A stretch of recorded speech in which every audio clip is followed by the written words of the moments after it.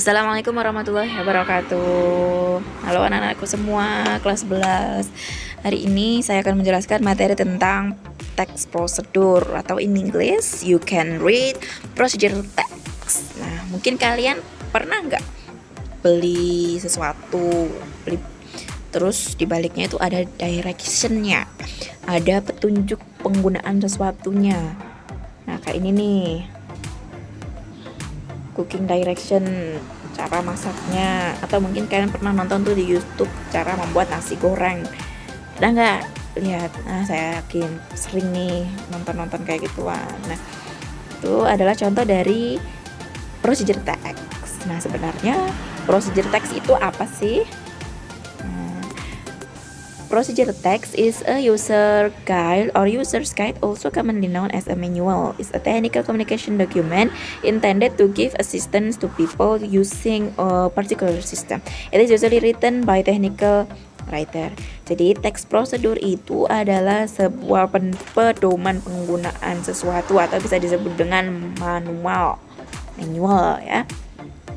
Jadi teknis penggunaan sesuatu itu bagaimana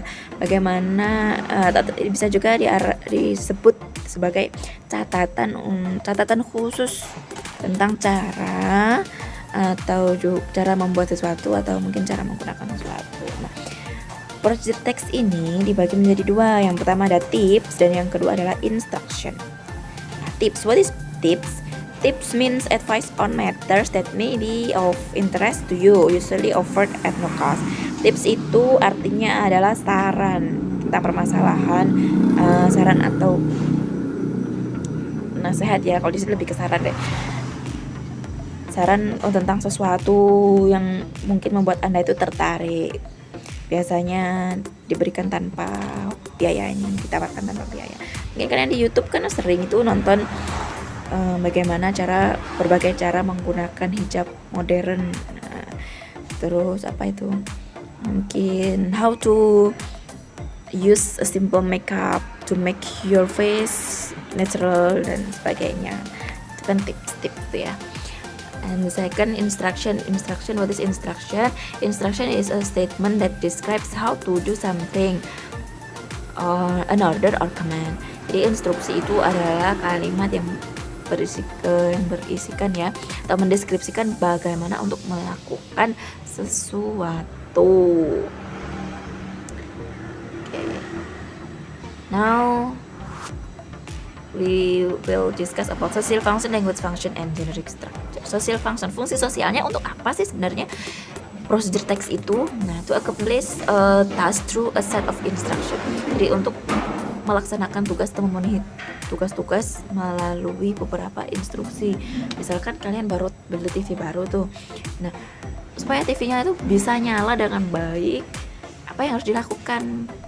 Jadi di situ ada petunjuk-petunjuknya kan, pasti di buku direction atau instruction booknya di situ kan mesti ada kan ya.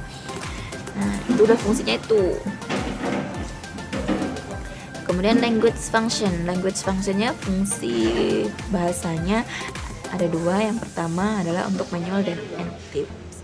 Jadi untuk tata cara penggunaan sesuatu atau mungkin hanya sekedar memberikan tips-tips saja.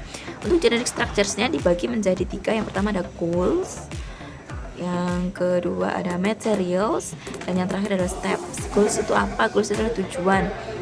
Jadi tujuan dari teks itu apa? Kemudian yang kedua adalah materials, bahan-bahan. Tapi tidak semua procedure text ada materialsnya. Misalkan tips terkadang juga tidak membutuhkan. Jadi tidak semua membutuhkan materials. Tapi kalau goal sama yang terakhir nih, steps, itu pasti ada. Steps itu ada langkah-langkah. Jadi gak mungkin memberi instruction tapi gak ada langkah-langkahnya kan? Nah, seperti itu. Jadi yang pertama dan yang ketiga itu wajib ada, tapi yang kedua itu tidak mesti ada gitu. Tergantung kebutuhannya. Next, ini adalah contoh dari procedure text. Saya ambil resip dia di sini. How to make an omelette. Bagaimana cara untuk membuat omelet. Nah, di sini judulnya How to make an omelette. Itu termasuk adalah goal itu adalah tujuan. Jadi tujuannya goalnya biasanya ada di judul. Setelah itu adalah materials. Materials itu adalah bahan-bahan. Ini ingredients. Dan itu.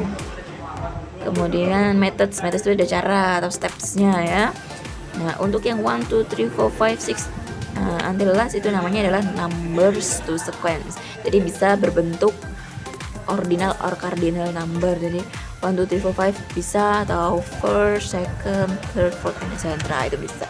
Nah, yang saya merah-merah itu apa? Yang bagian merah itu adalah imperative sentence. Imperative sentence itu apa? Imperative sentence itu adalah kalimat perintah.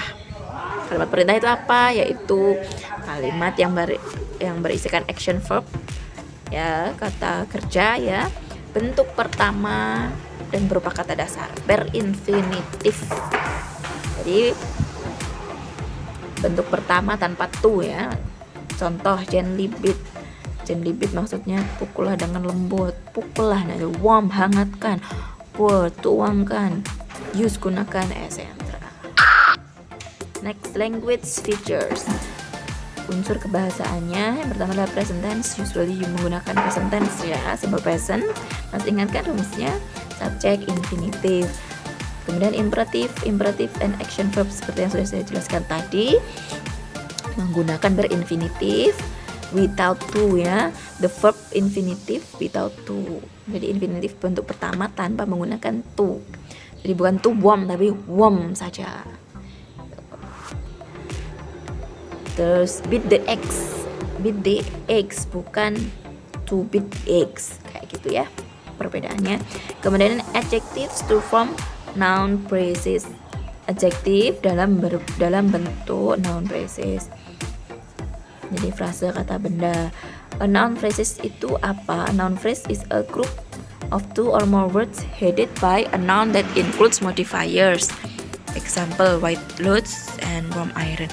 Jadi noun phrase itu adalah sebuah kelompok kata yang dikepalai oleh kata benda yang termasuk di dalamnya adalah modifiers. Contoh nih, white loads. Loads itu kan beban.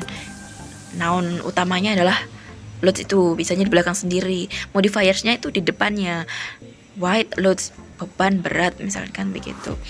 Warm iron itu kan setrika, warm itu hangat, setrika hangat, jadi gitu. Bukan hangat setrika tapi setrika hangat, contohnya seperti itu. Kemudian numbers to show the sequence or action in order, seperti ini, seperti yang saya tuliskan di atas tadi. Nah, setelah kalian mendengarkan penjelasan di atas, silahkan kalian kerjakan exercise-nya yang ada itu, ya, pilih A, B, C, or D. Ini kalian kerjakan.